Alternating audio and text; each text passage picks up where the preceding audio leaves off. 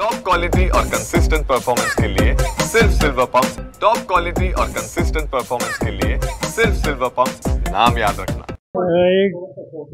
एक गोष्ट मला समजत नाही की राज्याचं लक्ष लागणे कशावर. म्हणजे त्याला नागपूर असेल, अमरावती असेल, औरंगाबाद असेल, मुंबई असेल, त्यांना काय पडले इथे निवडणुकी. हा स्थानिक प्रश्न आहे आणि स्थानिक प्रश्न इथले सभासद त्यांच्या हिताचं योग्य आहे ते करण्याची स्थितीच आहे. आजूबाजूला दुसऱ्या संस्था आहेत, तालुक्यात त्यांचा इंटरेस्ट इथे नाही.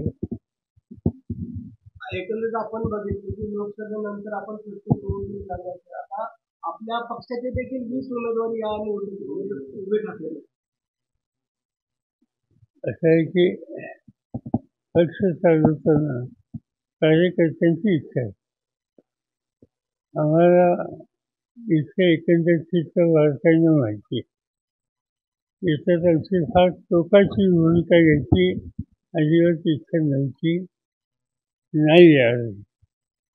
पण एक विशिष्ट स्थिती झाली.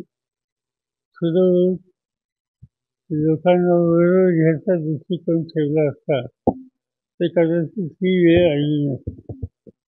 पण ठीक आहे, झालं. पण हे दीर्घकालीन आम्ही समजत नाही. हा तात्पुरता या कारखान्याच्या 19,000 सभासदांचा पुरता हा प्रश्न आहे आणि त्याचा निकाल 4 दिवसांनी लागून जाईल. पवारसाहेब एकेकाळचे आपले मित्र शेंगाव तावडे यांनी काल जाहीर सभेमध्ये एक आरोप केलेला आहे की जी बारामती सीट काढायची होती त्यावेळेस आपण मुख्यमंत्री असताना मी त्यांना म्हटलं होतं की फक्त माळेगावचेच कार्यक्षेत्रातील आपण सभासद घेऊन त्यांची इन्व्हेस्टमेंट करू. परंतु पवारसाहेबांनी सोमेश्वर असेल, माळेगाव असेल ही लोकं घेतली आणि 90% माळेगावची इन्व्हेस्टमेंट होती. काय नक्की या झालीच नाही ना, होऊ शकली.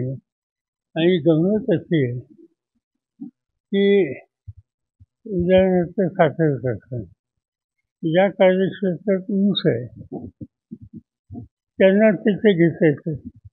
सूत गिरणी एकेकाळी बारामती हा कापसाचा भाग होता. आता कापूस इथं राहिला नाही आणि त्यावेळेस सूत गिरणी काढायची चर्चा त्यावेळी झाली.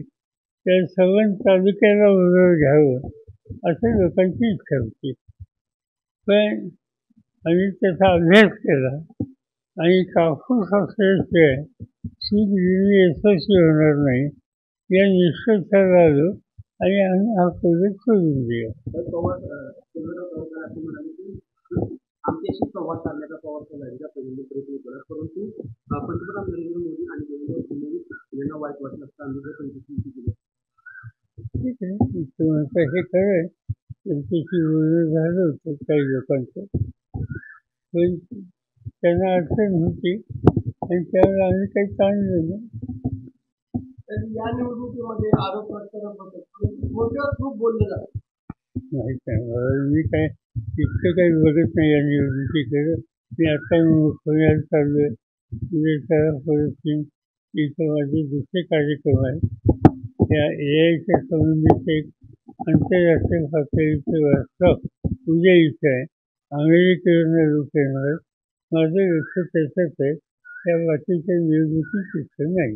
VIच्या बाबतीत आपण बघतो की VIला अधिक महत्त्व दिलं जात आहे आणि त्याचं उत्पादन देखील आपण बघितलं की बारामतीत घेतलं झालं. याचा कितपत पुढं भविष्यामध्ये उपयोग होऊ शकतो माहिती आहे. मला त्याच्यातनं शेतकऱ्यांचे हित साधले जाईल असं वाटतं. आणि आजचं वृत्तांपत्र तुम्ही बघितलं तर महाराष्ट्र गव्हर्नमेंटने काल 500 कोटीचा निर्णय घेतला आणि ऊस आणि बाकीची पिकं तिथे AI वापरायचं धोरण त्यांनी फायनल केलं. याचा अर्थ उत्सुकता असेल म्हणूनच सरकारने हा निर्णय काल घेतलेला आहे. देवेंद्र फडणवीसांचं मी अभिनंदन करतो की त्यांनी या संबंधीचा निर्णय घेण्याचं धाडस दाखवलं आणि देशात पहिल्यांदा हा निर्णय महाराष्ट्र गव्हर्नमेंटने घेतलेला आहे म्हणून त्यांचा अभिनंदन.